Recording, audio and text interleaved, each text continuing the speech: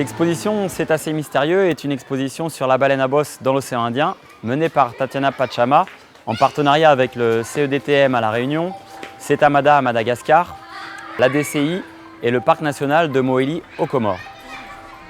L'originalité de cette exposition, c'est que plusieurs écoles de Madagascar, de La Réunion et des Comores participent à des ateliers de sensibilisation et à des ateliers de création artistique. Et à l'image de la baleine à bosse, qui est une espèce migratrice qui ne connaît pas les frontières, l'exposition va voyager à travers le sud-ouest de l'océan Indien. Dans un premier temps, elle sera à Stella Matutina sur l'île de La Réunion, mais aussi Madagascar et Mohéli. Puis elle voyagera sur l'île Maurice, aux Seychelles, au Kenya et en Tanzanie. Donc à travers le contenu scientifique et le contenu artistique, l'idée c'est de développer soit des jeux, soit des cartons pédagogiques qui permettent au public en fait, de rentrer dans le sujet en s'amusant. Et le principe en fait, de ces projets scolaires, c'est d'avoir une vision un peu naïve, on va dire, qui est mise en parallèle avec la vision scientifique. Et finalement, qu'on soit à La Réunion ou à Madagascar, on sent le côté magique et mystérieux de l'animal qui fascine en fait.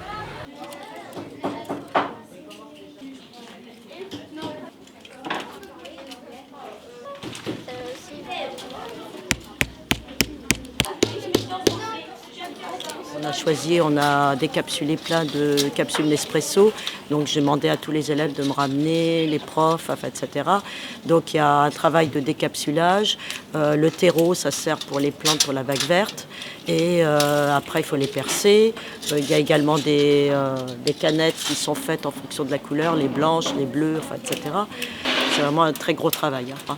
Mais au moins, c'est un travail de récupération et c'est quand même mieux que d'être jeté dans les poubelles. Hein. Elle prend de la longueur, mais elle ne prendra pas le large. Pour moi, je trouve ça vraiment beau et en même temps vraiment bien pour la nature.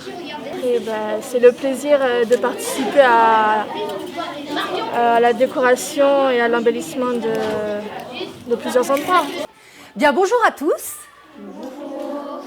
Moi, je m'appelle Stéphanie et je suis intervenante pour l'association Globis. Il s'agit de dire aux adultes et aux enfants que nous avons des dauphins et des baleines autour de l'île de La Réunion et qu'il est important de les protéger. Allez, on continue. Donc, vous êtes d'accord que les dauphins et les baleines, ils donnent directement naissance à leur bébé et ils leur donnent du lait. Qu'est-ce qu'ils ont comme nous à l'intérieur du corps? Des poumons. Pour toutes ces raisons-là, les dauphins et les baleines, ce sont des cétacés. Le requin marteau, c'est un? La baleine, c'est un? Bien. Le requin-baleine, c'est un? Bien. Dès que vous avez le mot requin dedans, c'est un? Poisson.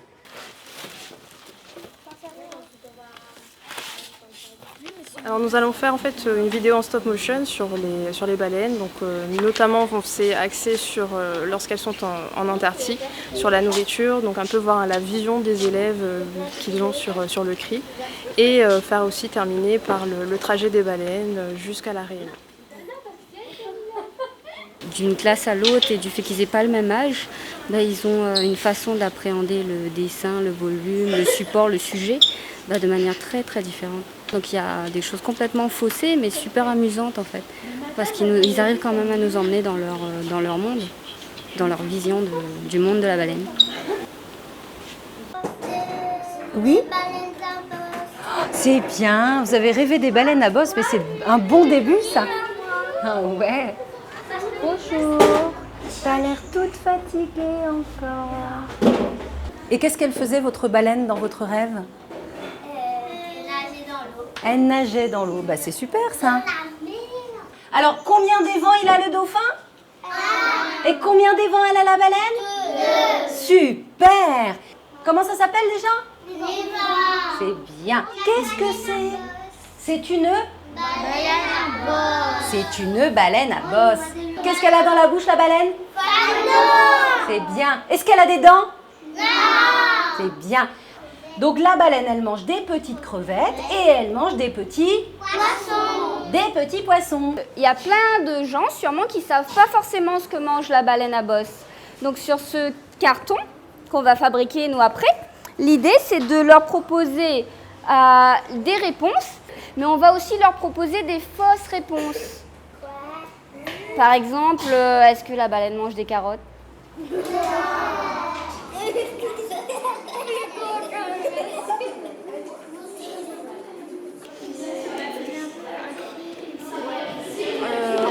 On a donc le projet sur les baleines et puis c'est rajouté les interventions de l'association Globis. Et donc on mène en fait les deux projets en parallèle en sachant qu'évidemment les deux sont liés. Donc c'est extrêmement intéressant parce que un projet enrichit l'autre finalement. On va faire une présentation de la migration des baleines et là en fait on est en train de dessiner les continents pour faire les puzzles. Ce sera sous forme de magnète qu'on pourra déplacer pour reconstituer la migration des baleines.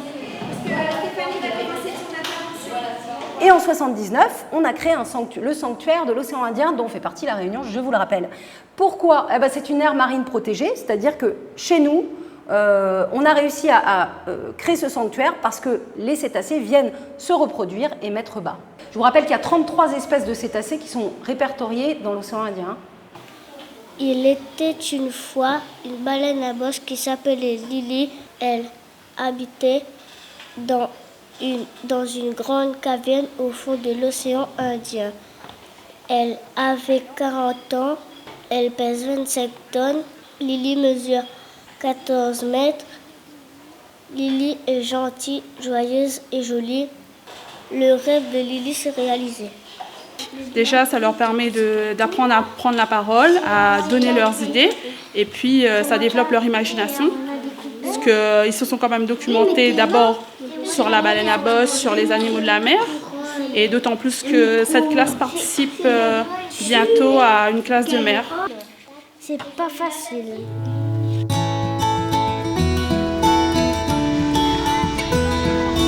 Regardez une tortue là-bas!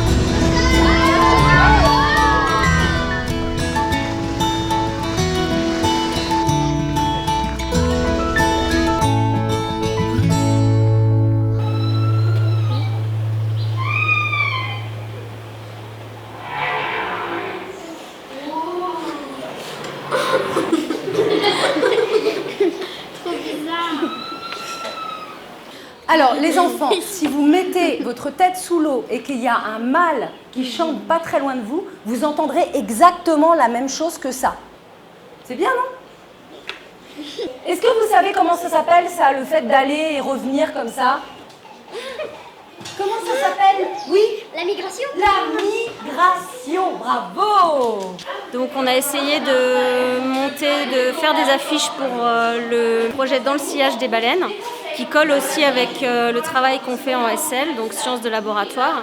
Et du coup, le but, c'était de concevoir des affiches en utilisant essentiellement des matériaux recyclés et en travaillant avec des produits comme de la colle que nous, on fabrique à partir de lait ou de la peinture qu'on va aussi fabriquer à partir de lait.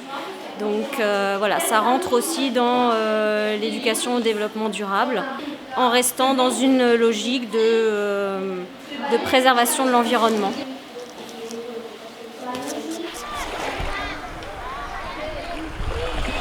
Notre action, le premier, ça a été de donner accès à des informations et des supports, notamment photos, mais aussi de les assister sur terrain, puisque en ce moment même, ils sont à Sainte-Marie et notre équipe d'éducateurs environnementaux les accompagne pour mener les ateliers de sensibilisation dans les écoles, puisque l'une des actions du projet aussi vise principalement la sensibilisation des jeunes, des grands publics. Donc nous avons facilité en fait cette mission-là, cette logistique à Sainte-Marie. Voilà. La sensibilisation est indispensable pour qu'on puisse les initier à la conservation et à la protection. Et souvent on dit que mieux connaître, c'est mieux protéger. Donc si on ne fait pas connaître les baleines, on ne pourra pas les protéger, surtout au niveau de la communauté.